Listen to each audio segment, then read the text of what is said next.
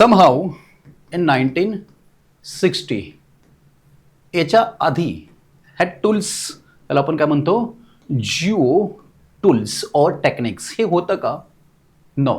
याचं इव्होल्युशन जे आहे अंडर प्रोसेस होतं. ते अजून त्या लेवलपर्यंत आज ज्या लेवलला आपण डेव्हलप करतो आहे तेवढं आपल्याकडे त्या ठिकाणचे टूल्स अँड टेक्निक्स नव्हते.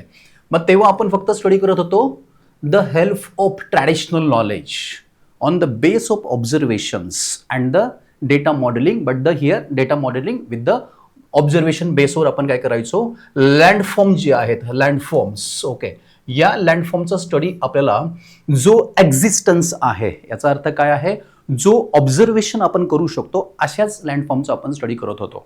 क्लिअर झाला मुद्दा? मग आता मी तुम्हाला प्रश्न विचारलाय why that the remote sensing along with the geomorphology. So याचे जे रूट्स आहेत ओके याचे रूट्स आपल्याला 1960 नंतर पाहायला भेटतात. आता हे पण का आलं एक एक्झाम्पलच्या माध्यमातून आपण पुढे जाऊया. नाव so here is the Himalayan mountain range. Got it? Okay.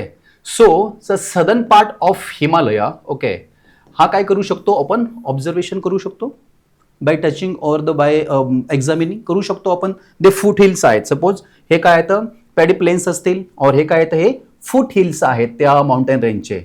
आता जस्ट कन्सिडरेशन असं करा जेव्हा डिझास्टर या ठिकाणी सपोज आलं समजा लँडस्लायडिंग वॉट एव्हर जे बी काही झालं. सो डिझास्टरचं मॅपिंग जेव्हा होईल हे ना आपण त्याला काय म्हणतो द मॅनेजमेंट किंवा रिस्क रिडक्शन जेव्हा आपण करतो हे जे रिस्क रिडक्शन आहे की ज्या ऍक्च्युअली जिओग्राफिकल एरियामध्ये जेव्हा हे डिझास्टर आपल्याला मिटिगेट करायचं आहे that the 5 or 6 stage of mitigation of disaster. पण मग याच्यामध्ये ना की एंटायरली लेवलला full flesh and the all principles of disaster mitigation जी आहे याची होईलच का याची गॅरंटी नाही आहे.